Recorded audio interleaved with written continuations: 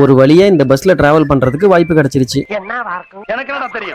Hello guys, மதுரையில இருந்து திண்டுக்கல் வரைக்கும் பஸ் டிராவல் பண்ண போறேன். இந்த ஸ்ரீ பவானி பஸ்ல வெளியில ஒரு வீடியோ உள்ள ஒரு வீடியோ எடுத்துட்டு ஒரு விண்டோ சீட்டா பார்த்து உட்காந்துட்டேன். 2:39க்கு மதுரை ஆரப்பாளையம் பஸ் ஸ்டாண்ட்ல இருந்து பஸ்ஸையும் எடுத்துட்டாங்க.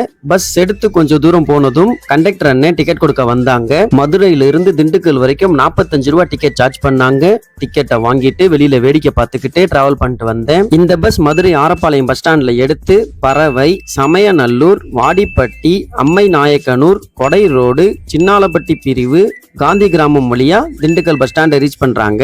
இந்த பஸ்ஸோட டைமிங்ஸ் தெரியாதனால இந்த பஸ்ல டிராவல் பண்றதுக்கான வாய்ப்பு கிடைக்காமயே இருந்துச்சு. அன்எக்ஸ்பெக்டடா மதுரை ஆரப்பாளையம் பஸ் ஸ்டாண்ட்ல பார்த்தேன். இன்னைக்கு வெயிட் பண்ணி இந்த பஸ்ல டிராவல் பண்ணி ஆகணும்ட்டு வெயிட் பண்ணி இந்த பஸ்ல டிராவல் பண்றேன். 4:07க்கு திண்டுக்கல் பஸ் ஸ்டாண்டை ரீச் பண்ணிட்டாங்க. என்னை சேஃபா கூட்டிட்டு வந்த டிரைவர் அண்ணனுக்கும் கண்டக்டர் அண்ணனுக்கும் ஒரு தேங்க்ஸ் சொல்லிட்டு அங்கிருந்து கிளம்பிட்டேன். வீடியோ அவ்வளவுதாங்க. வீடியோவை லைக் பண்ணிட்டு சேனலை சப்ஸ்கிரைப் பண்ணிக்கோங்க. அப்புறம் இது வெறும் டிராவல் இல்லைங்க, இன்ஃபர்மேஷன் இஸ் வெல்த்.